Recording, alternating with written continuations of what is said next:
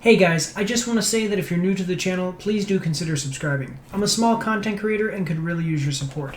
I live stream 100% of the gameplay for games that I review, and I'm also always trying to keep up with the big named movies that are being released.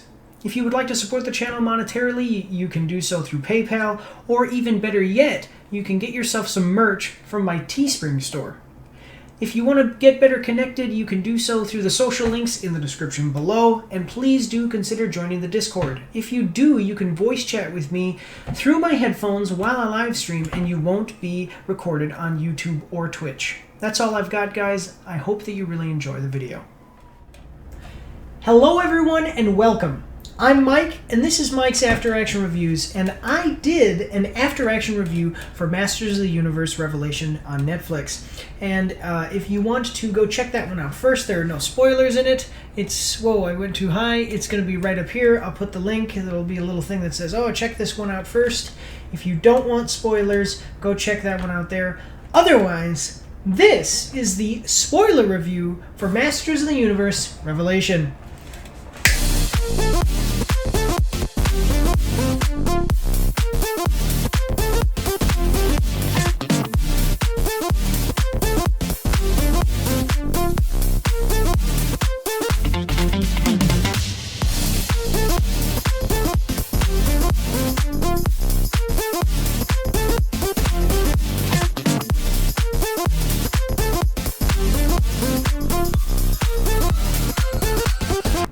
So guys, in the interest of time, I have my notes. I'm going to read through them plot point by plot point, elaborating on each plot as I go. Each plot point as I go. We're going to go through each of the 5 episodes for part 1 of the first season of Masters of the Universe Revelation. So in my non-spoiler review, I gave it a review score. Here I am not going to do that. Not going to give it a different one or anything like that. It's a bad series. That's why I'm doing this review. So that way you guys can maybe save some time by just watching this review and this spoiler review instead of watching the whole show. But basically, so here we go. So the start of the show in episode 1, we see a ceremony where actually Teela is replacing the series' hit character Man-at-Arms. Because Man-at-Arms is actually a rank, so they are replacing her. Replacing him as Man-at-Arms with Teela. At the same time that this is happening, Castle Grayskull gets attacked by Skeletor, and he tells the sorceress, call your champion, which is something that you heard if you were watching in all the trailers. He'd call your champion. And He-Man is alerted, oh man, we need to get to Castle Grayskull. So everybody moves out to Castle Grayskull, and there's a big battle between the actual Duncan, the old Man-at-Arms, Teela, and the soldiers of Eternia. The Kingdom of Eternia.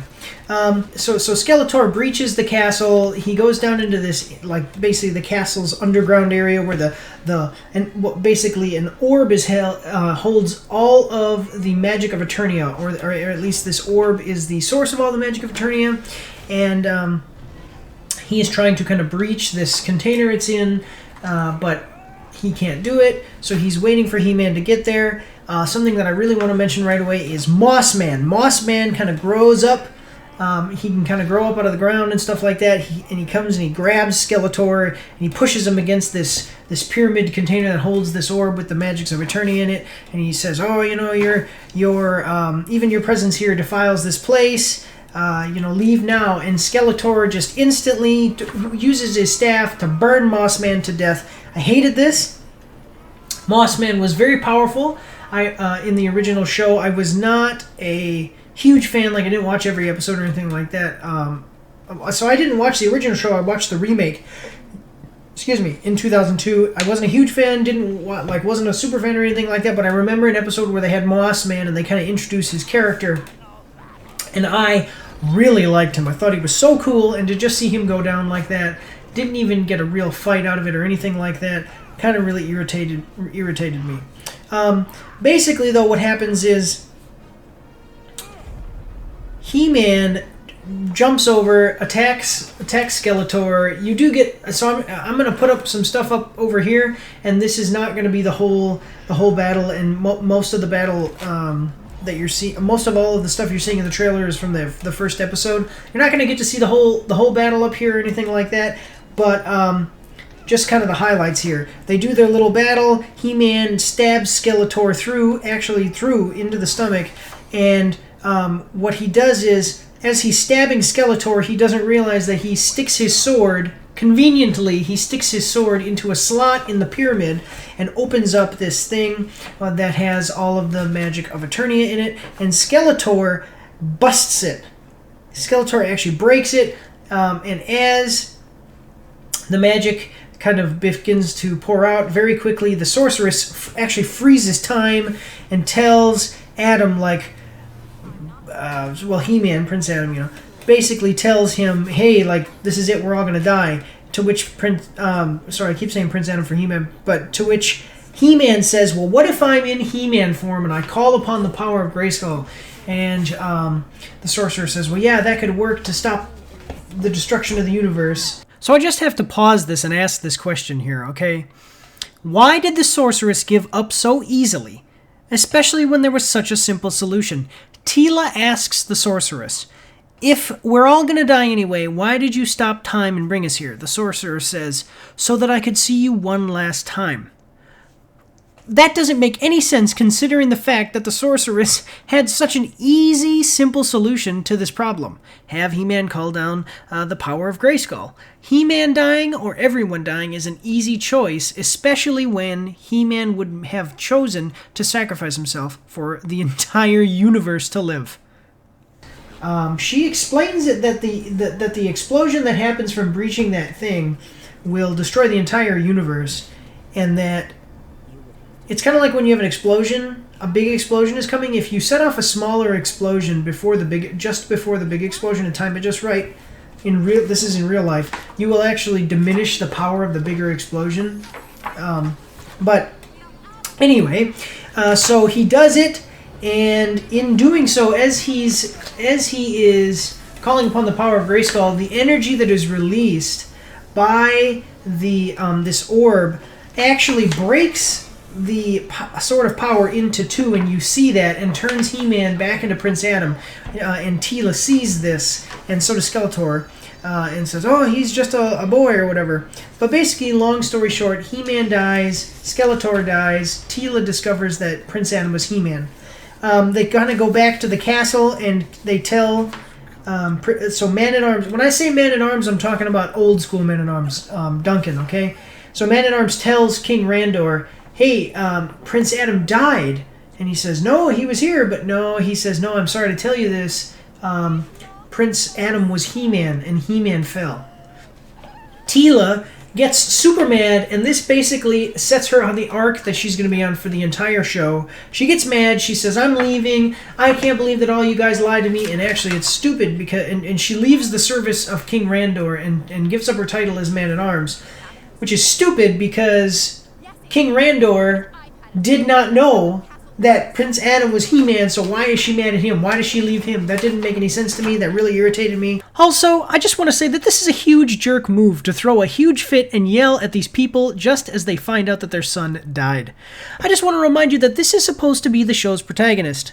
Now, there are going to be some people who say, well, you shouldn't judge. She's angry because everybody lied at her, and not everybody can be like certain people and just control all their emotions all the time and be the best person all the time. And I say, yes, I agree with you, and people that are like that are called not the protagonist of the show. She takes off all of her, her headband and throws it on the ground, walks out, throws her life away as far as a position in the, the armies of Eternia.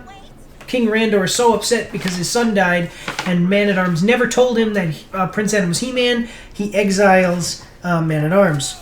So that's episode 1. So then getting into episode 2, basically, I gotta tell you now, we've all seen all of the videos, we've all seen all of the released pictures and stuff, all the promotional stuff in the trailers. Teela now looks like a butch lesbian. if you now, okay, and you know what? I totally get it. I don't have a problem with a character looking like that. I do have a problem a little bit with kind of taking a character who looks good, is established, has her own kind of character about her, and then changing her. So I don't like when they just completely change characters in a way that goes against the original design or original idea of the designs of the character. Teela was designed to be kind of it's a fantasy world. She was designed to be an idealistic woman who is strong and powerful and fights alongside He-Man. And now she is a man. She looks like a man who has half his head shaved and long hair growing out on the other side. I don't have any problem. Like I said, I say butch lesbian because that's kind of the idea. Like if you've ever watched Orange is the New Black or seen any movies where they kind of show that, that's kind of like the stereotypical look, is that half head shaved, muscular, that kind of thing. And I don't have a problem with lesbians or even, like I said, even people looking like this. I just don't like that they changed the look of the character. I mean, what would you do if Gandalf? They made a movie with Gandalf where he had half his head shaved. I mean, it just wouldn't be the same. It's not the same character, and it just takes away from the character that we know and love. But it doesn't matter because, as I said, her whole arc is designed around her being angry and whiny and rude and mean because she's mad that they didn't tell her that He-Man was Prince Adam, even though that was to protect her, and He-Man is like a superhero for Eternia, so it makes complete sense that he wouldn't have told her. Anyway, moving on though. So, Teela and a new character named Andra are hired by an old woman to break into Snake Mountain to retrieve a cup. Now, the old woman says, look, the cup means a lot to me, but it doesn't have any power or anything like that. It's just kind of something that is sentimental to me. If you get it, I'll pay you a lot of money. When they get there, Triclops and the rest of Skeletor's other minions have kind of turned into this thing called what do they call it? Like motherboard or something? Technology. They start to worship technology. You see all of these kind of cultists that are cyborg-like and things like that. And all of Skeletor's minions, old minions, have changed themselves into cyborgs. And Snake Mountain is now like this techno shrine, and so they kind of fight their way through them. Now, this series is only about 30% action scenes, and most of that is taken up in the first episode. So when I say they fight, I mean it's like very quick, like bam, bam, the guys go down. Maybe there's like a minute fight scene, okay? So and we're talking 25, 30-minute episodes. It's very short on action, okay? So when I say they fight, I mean it's just like a couple seconds, maybe a minute of fighting, and then the fight scenes are over and they move on. So they fight their way through them, grab the cup, escape. They get back, and it turns out that she was Evil Lyn. Spoiler alert, sorry. So the old lady was Evil Lyn, and they give her the cup, and it turns out that cup magically it was actually just an illusion that it was a cup, and it transforms into the head of Skeletor's staff. I forget what it's called. It's like the destruction staff or something like that. And Evil Lyn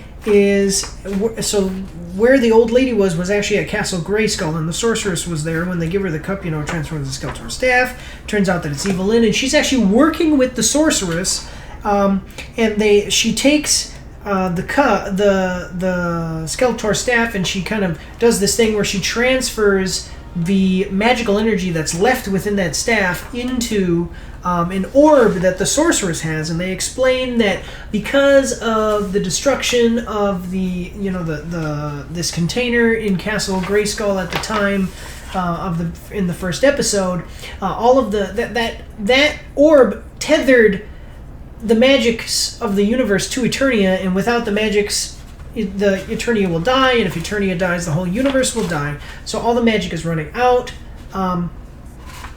Evil Lyn is old, and the sorceress is old because their magic kept them young. So the sorceress has this orb, and she gives it to Evil Lyn, and this older Evil Lyn, she transfers it into her staff that you always see her carrying, and it allows her to make herself young again. And then she goes to Teela, and she says, like, listen, Teela, and Andra is there as well. We need you to we can fix this, but we need you to find the pieces of the Sword of Power, because the Sword of Power was split in two. So in order to do that, you have to go to Preternia and you have to go to Subternia, which is Preternia is like is Eternia heaven and Subternia is Eternia hell. And you can take those two sections, those two pieces of the sword that was split in half, put them together, we'll reforge the sword, use it to restore the magics of Eternia. Tila refuses this. She says that she doesn't like magic anymore. She doesn't even believe in it, really. Why would Tila ever give up on magic after having seen all of the things that she has seen magic do, and after seeing how the world is dying without magic? Why would anyone, for that matter, that we see, such as Triclops and some of these other people, give up on magic and totally disgrace it after seeing everything that they've seen? It's only been a short time since magic basically ruled Eternia. This is poor writing and makes very little sense. She's built a life designed around truth now, and she is just mean and angry, and angry that they didn't tell her that He-Man was Prince Adam. Cringer is there. He talks to her and he says, "Listen, even though in all of the other depictions of the media, Prince Adam was and I were best friends, he wasn't best friends with me. He was actually best friends with you. He cared more about you, Tila, than he cared about me, Cringer, his lifelong companion. And so you need to do what you can do to carry on the fight." And so she goes, "Well, okay, I guess I'll go on the quest then." So her and Andra go on this quest, and they head out, and that is the end of episode 2. If you're noticing, this is basically halfway through the whole series right now, and almost nothing has happened. These are very, as I explained in my other review, my after action review, these are very like fast paced, as in they're moving around a lot of places, they're doing a lot of things, they're talking a lot, but not a lot of actual stuff is happening. It's like they're on a treadmill here, working as hard as they can to get something done, but it's just not working. So then we move into episode 3. So Tila, Evelyn, and Andra leave Castle Grayskull, and I believe actually it was in episode 2 they said that, oh well, we'll need someone who can reforge the power sword. We know someone who can do it, and so they go. They find a village where there is some magic water. Triclops attacks this village, and they fight off Triclops and his cyborgs. As they're fighting off Triclops, they start to almost kind of get defeated, and randomly Beastman appears and starts to defend Evelyn. Which, I mean, that was cool. It was a cool little way to kind of introduce Beastman and all that stuff, and I like his character. I always thought he was cool. He can command animals and stuff like that. You don't ever see him do that in these 5 episodes. But there is another person, a hooded figure, fighting alongside them that they don't see, and then at the end you find out that it is actually Man-at-Arms. And he has some of this magic water, and he is taking it to, he takes Tila and them and company, so Tila, Andra, Beastman, and Evelyn, and he goes and takes them to where Orko is. Orko is very weakened. He appears like he's to actually be dying. He may actually be dying. It doesn't specifically say, but he's very weakened. Man-at-Arms gives him this cup of, kind of this last remaining magical water. He drinks it, and he kind of is revitalized a little bit. So basically, Tila says to them, "Look, we need to go to Preternia, or we need to go to Subternia and all this stuff to find the pieces of the sword and reforge it." Now, in my after-action review, I said that they have Man-at-Arms make some odd decisions. Terrible, nonsensical dialogue incoming. Here's where he makes the odd decision. Man-at-Arms basically refuses to help. He's like, "Oh, I'm not going to leave my family behind. I'm not going to leave my, this basically Orko and Roboto. I'm not going to leave them behind." And Orko and Roboto are like, "No, we want to go with them. We're going to go." And then Man-at-Arms, okay. And so he says, so then Roboto says, "Wait, I am designed," so because Roboto is there, and Roboto is designed with Man-at-Arms memories and abilities, and most of his abilities, things like that. He says he'll help, so then Man-at-Arms says, "Wait, no, if you're going to go and Orko's going to go, well, then I'll go too." And then Tila refuses Man-at-Arms' help and sends him to protect the sorceress, and says, "If we can bring Roboto, we'll just bring him instead, and you can go back and protect the sorceress." I thought this was really dumb. Why didn't you just have Man-at-Arms come? Why didn't you have Roboto protect the sorceress? Why didn't you just not have this fight and have Man-at-Arms go protect the sorceress and Roboto go without having the dumb fight? It was just really dumb. So they then get on a boat and they're on their way to Subternia, but they are attacked by Merman. So they're getting attacked and they're kind of losing again against Merman's, these mermaid forces. And Man-at-Arms randomly shows up. How did he know that they would need him? How did he get there at the exact right moment? And why didn't the show writers just have him come with them? These types of things are what is making this story more convoluted, confusing, and nonsensical. Kind of flying up out of the air, he's shooting at Merman's forces. He beats Merman's forces and Merman, and they force Merman to use his power over water to make the boat go faster and take them to Subternia. They then release him because they basically said, if you don't take us, we'll kill you. If you take us, we'll let you go. So they release him. He says, I'll never forget, Man-at-Arms then leaves and goes back to the sorceress instead of going into Subternia with them, which again, I was like, why don't you just stay there now? But whatever. I don't know. I think that they should have brought Man-at-Arms. I think he should have been included. It's kind of a bait and switch because they kept on talking. I mean, everything in the show is kind of a bait and switch because through the rest of this, you're not going to hear anything about He-Man until the end. Just totally underutilized Man-at-Arms character. So Evelyn then uses the head of Skeletor's staff to open a gate to Subternia. And then there's kind of a little character moment with Evelyn where she's walking and she's about to kind of go down these steps with the rest. After she's the last of the group to go, and she's going to walk down these steps into Subternia, and she almost leaves the head of the staff, but she looks back thinking about Skeletor, and she kind of misses Skeletor, I guess, or has some kind of possibly romantic connection with him, and so she doesn't leave the staff. She takes the head of the staff because she still has that attachment to Skeletor, and that is the end of Episode 3. So now moving into Episode 4. Episode 4 is what takes up most of my notes because it's actually an episode where a lot of things kind of happen to be described to you here, but it is also probably the worst episode other than, basically I think that this is probably the worst, most confusing, worst writing portion of the show. So, we're going to Subternia. Subternia is completely confusing to me, and I'm going to be reading over a lot of my notes because I have a lot of writing on Episode 4. Okay, so Subternia, the group. So as they're going down, they're talking, and then magically the group is split up. Teela turns around, she sees that she's the only one left. Everyone else is teleported into what is later, they kind of mention it as Subternian illusions. So Andra, Roboto, and Beastman are kind of sent into an illusion of a barren wasteland. Orko and Evelyn are sent into an illusion of Orko's homeworld of Trala.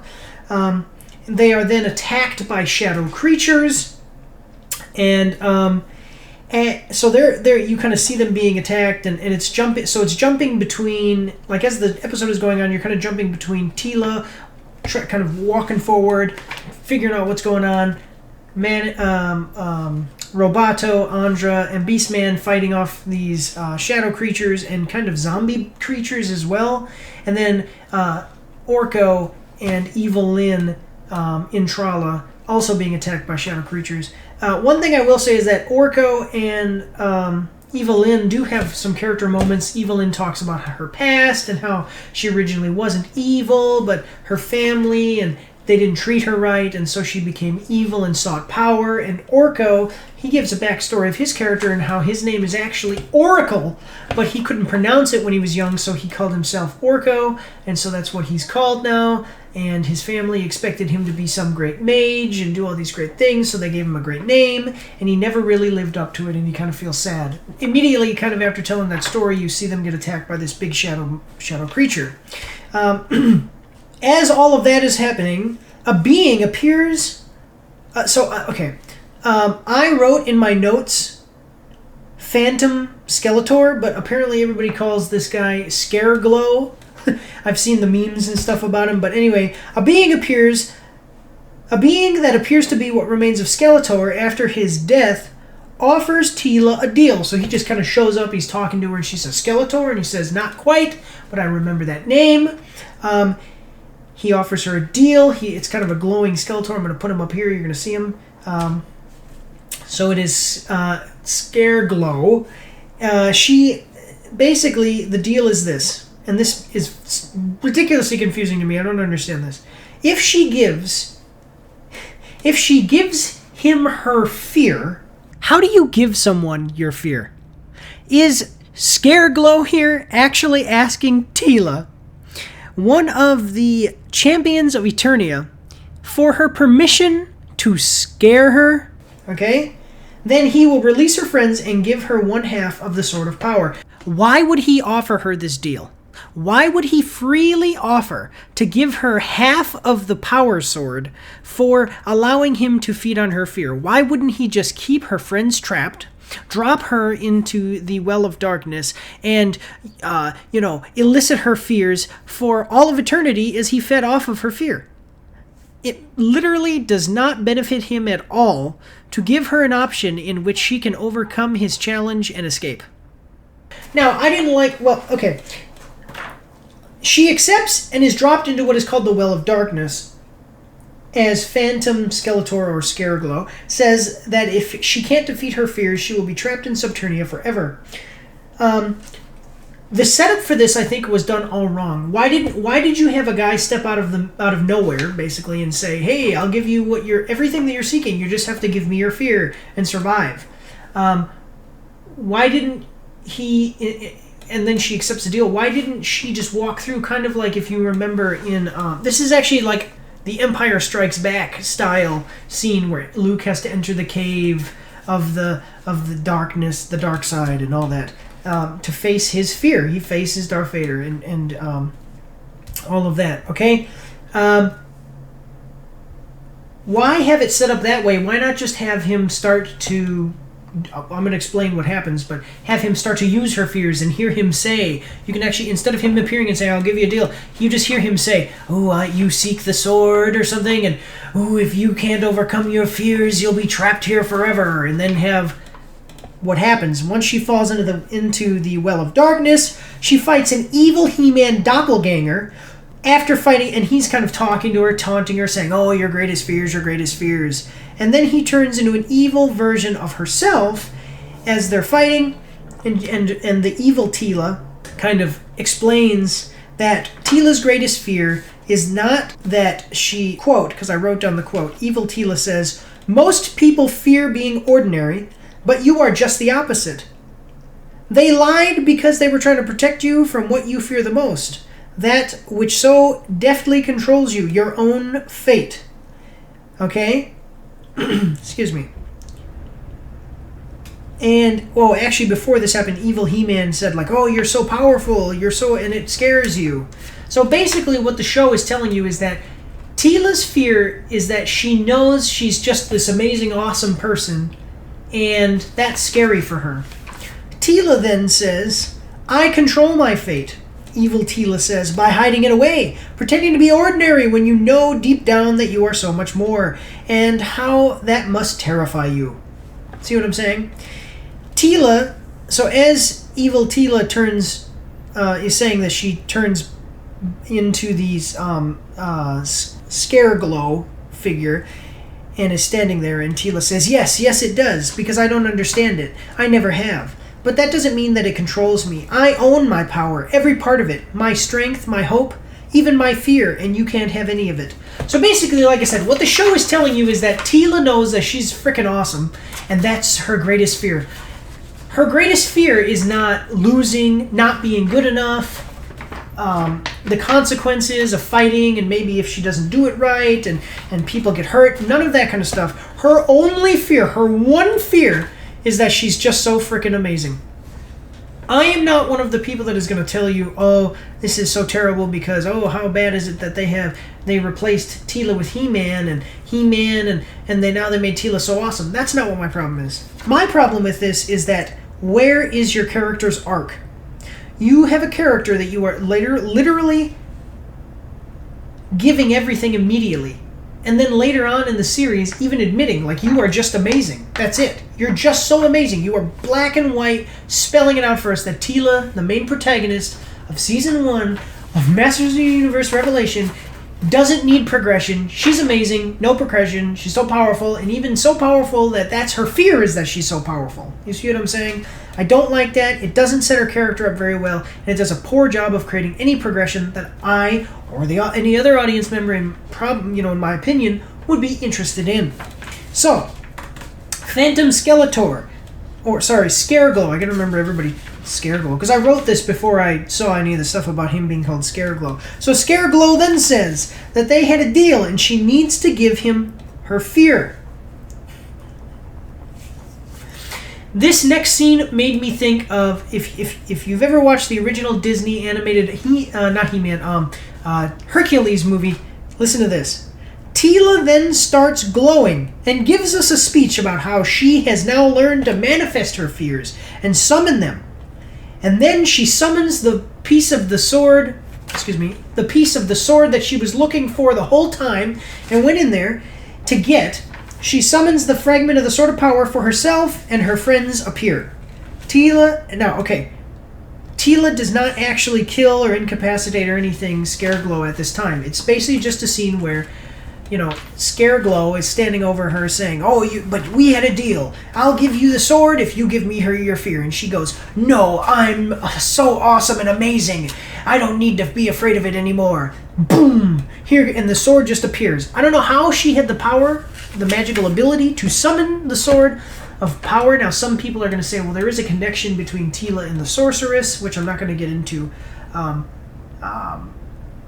too much, but just basically that the sorceress and Teela are related.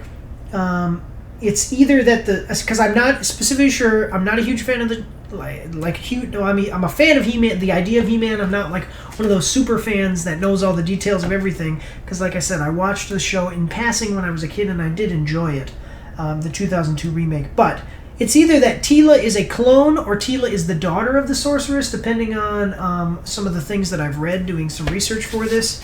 So Teela could have some of the powers of the sorceress, and you might say, well, because of that, she can summon the power sword, right? No, that doesn't make any sense, because why didn't the sorceress just do it?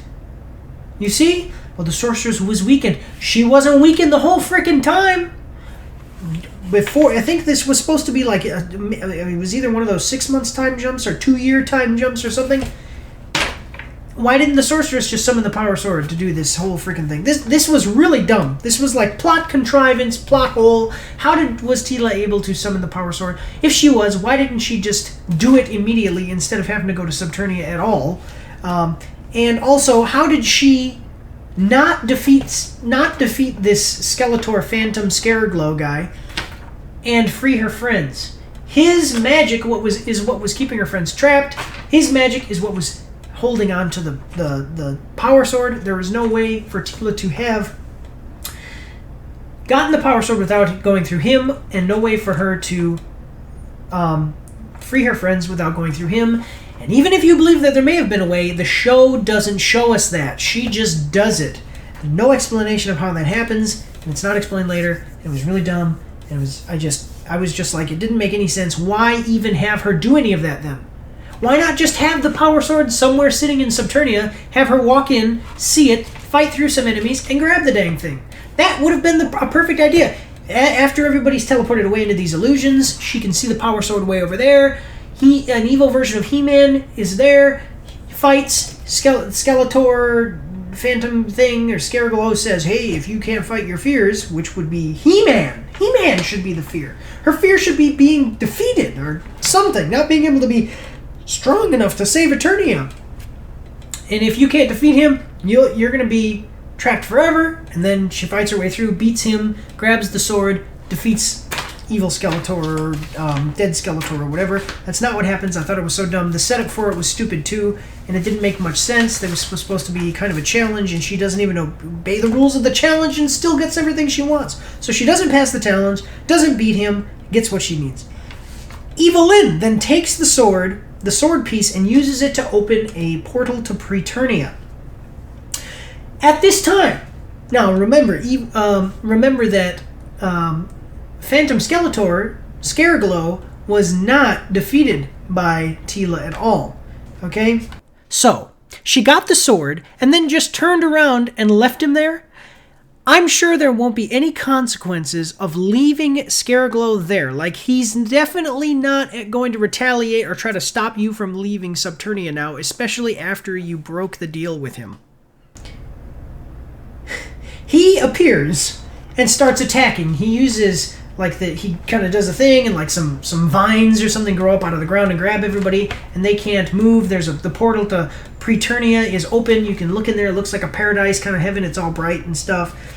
And as they're doing this, he can't grab Orko because Orko doesn't have feet because he floats. So Orko turns around and now, if you don't know, Orko is kind of a character who is kind of inept with his magic capabilities, and so he's not very good. He's never been very good. He's always kind of been a comedic relief. Like, he has huge amounts of magical power, but he's not very adept at wielding it. So you'll see him do things accidentally, he'll accidentally create an explosion or do the wrong thing, hurting his friends or causing problems for his friends that they then have to fix.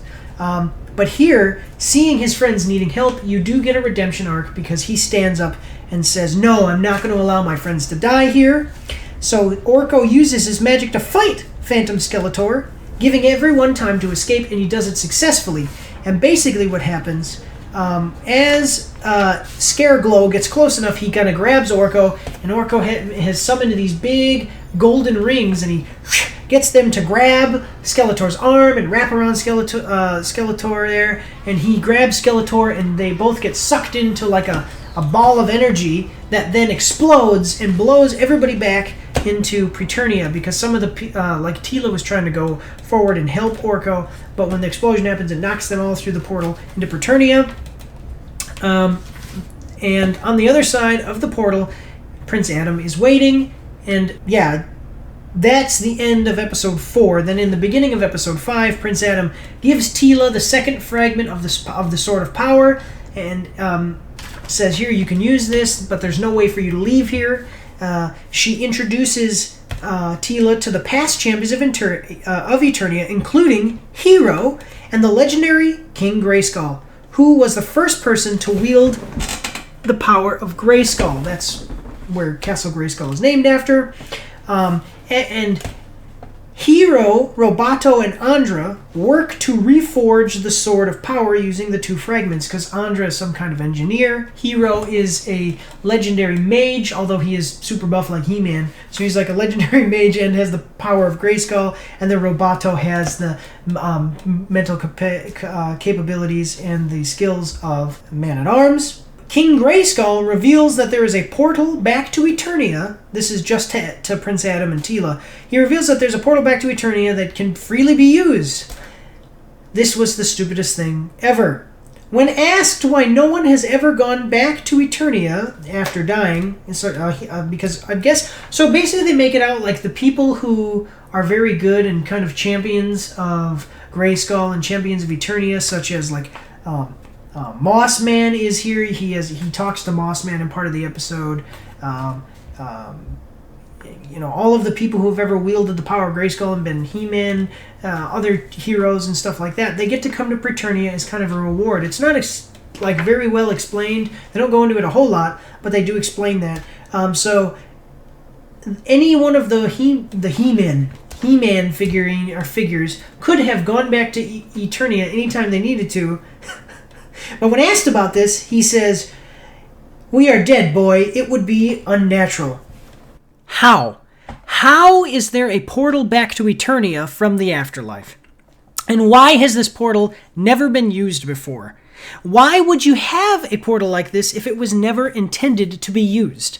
This is your stereotypical classic, terrible MacGuffin, okay? There is no reason for there to be a portal back to Eternia. There is no reason there is no explanation for how a portal back to Eternia was ever created or how it came into existence, except that the story needs there to be a portal back to Eternia, so that way, in this particular instance of the show, the characters can go back to Eternia. If it weren't for this needing to happen for the plot, this thing has no lore-based reason to actually exist. That's the whole explanation for why, in all the times of dire need, the other champions of Grayskull never ever returned. I'm sure that at least one would have. But okay. So then, Teela and Adam have an argument about Adam not telling her about He-Man. Now, this is not like a redemption thing. This is not a oh, I'm sorry that I didn't tell you, and I'm sorry that I was angry with you. This is literally Teela just tells He-Man, or tells Prince Adam, you suck. Why didn't you tell me? And then walks off. They don't get into any of the ambiance of the issue as far as... Wait, ambiance? I don't think that's the right word. These are not scripted, people. This is a spoiler review, non-scripted review. My bad. Anyway, the issue is more convoluted than just not telling her. Like, He-Man is a superhero. Even though I never understood, like, look, man, you've got a young prince with a green tiger with yellow stripes. You've got a super buff guy who calls out the power of Grayskull and rides a green tiger with yellow stripes. Can't you figure it out? But either way, she never knew, and so he did that because he is basically like a superhero. That's his secret identity, to protect her, protect his family, things like that.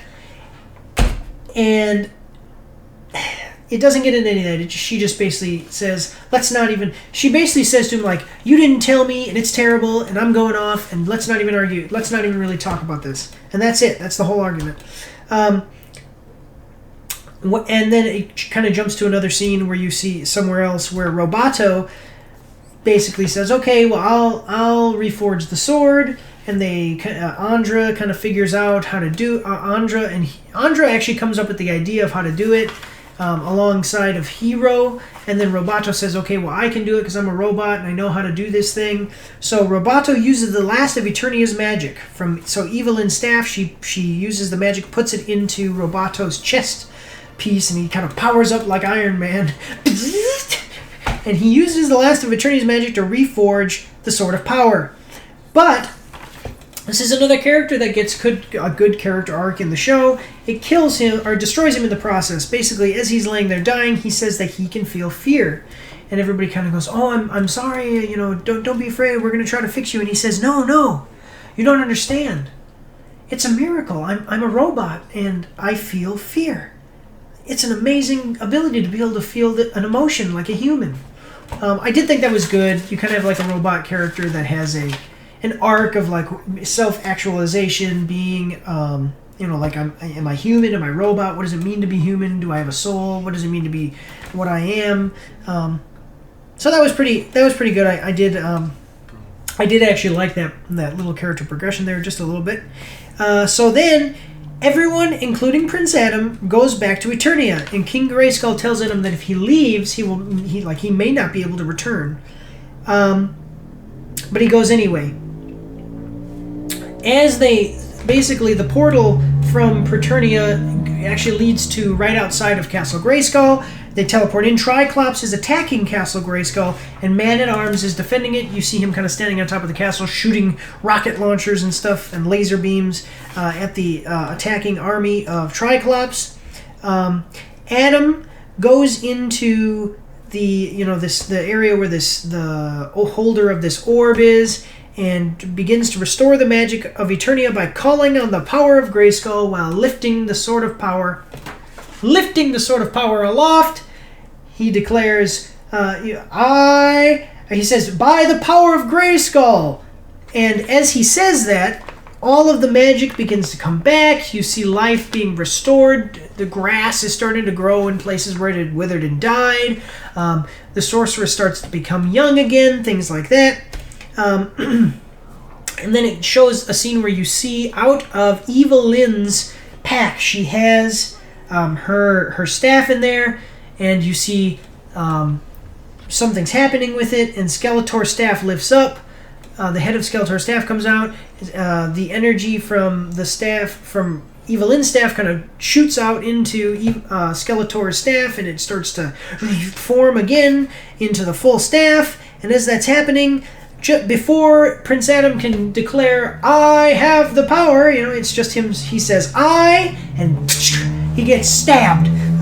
It's like right about here. When I first watched it, I thought it was like through the chest, but it's not. He gets stabbed right here. Skeletor kind of comes up behind him, so his head is here and Skeletor is here, and he's like, I got you now, boy. I don't remember exactly what he says, but so basically he comes out evil and staff, stabs Prince Adam, and takes the Sword of Power. So wait, if Skeletor didn't actually ever die, what the heck was with the Scareglow guy? That doesn't make any sense unless it was actually dead Skeletor. This is terrible writing, and honestly, it was really bad writing and doesn't make any sense, and is so contrived it actually seems like they didn't think about this until the end of the show, and then it was too late for them to go back and fix it. Now, Evelyn, I just want to tell you, Evelyn did not know. They kind of show a little bit of dialogue where Evelyn says, like, I didn't know that I thought he was dead. But she does decide to side with him and kind of goes and stands by his side. And then the show ends with Skeletor calling upon the power of Grayskull and declaring he says, by the power of Grayskull, I have the power, and I am now the master of the universe. And there's a little graphic that I'm going to put up here, and it shows what Skeletor kind of looks like coming over the Grayskull with that. It's what I've heard been called Skelligod form.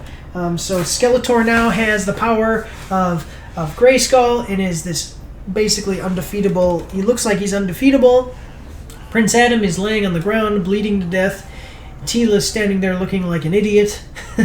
Nobody did anything to stop him from calling on the power of Grayskull like he did to them. Nobody attacked him, stopped him from doing anything.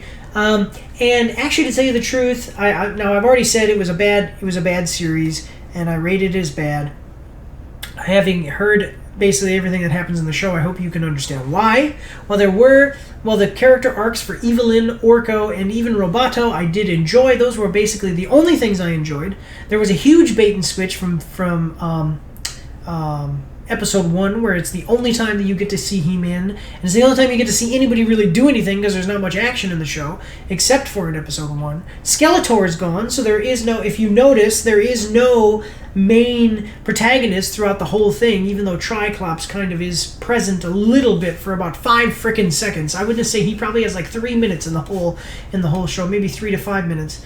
And it's like an hour and a half. The first 5 episodes is like an hour and a half, and he has about 5 minutes. So you see what I'm saying? Like, there's not really a main protagonist. There's nothing really going on that really grips you. There's a lot of talking and a lot of movement, but not a lot of actual things happening in the show, except for in episode 4, which I thought was confusing, and I was kind of irritated with about that. So as I've said before, and as I said in my other review, this is a bad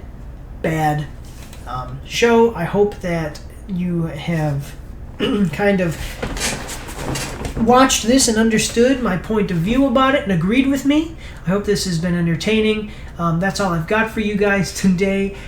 Thank you. Please do consider subscribing. Thank you for supporting the channel with the views. Make sure to check out all of my socials in the description below. Check out my Wix blog, where you can see my after-action reports, which are just written reviews. You can check out my Teespring store to get yourself some merch like this. And I've even got, I'll even turn around so you can see, I've got the awesome Mars logo on the back, and then I have some other merchandise, a bunch of stuff. They got pants, cups, everything. Go check it all out, guys. And but that's what I've got. I want to thank you all for watching. Just say God bless you all, and have a good night.